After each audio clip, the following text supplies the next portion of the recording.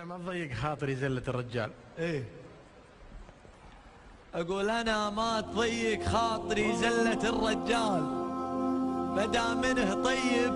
بتعذر له بطيبه، لو انزلته بين الرياجيل ما تنقال، فانا اقدر الطيب ولا افكر اعيبه، اعيش برحابه واتميز بطولة بال، ورجال ماليبه ورجاله الليبه مخاوي، رجل الاعمال خاوي رجل الافعال، لو ان ما معه 10 دنانير في جيبه رفيق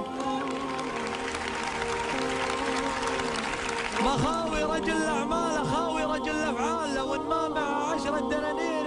في جيبه رفيق ما هو بيسوى، ابيعه بنص ريال ورفيق ابيع العمر دونه، وما ريبه ضعيف الروابع جعله الضيق والسلال، ولا ضر واسمه ما له الا الف والخيبه،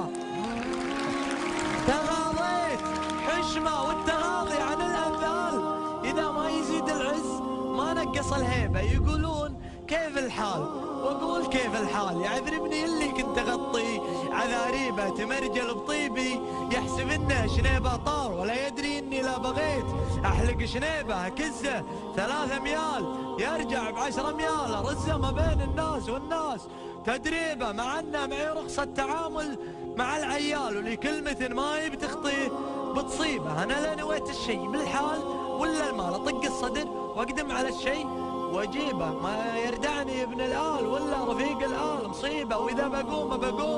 بمصيبة، لكن نردي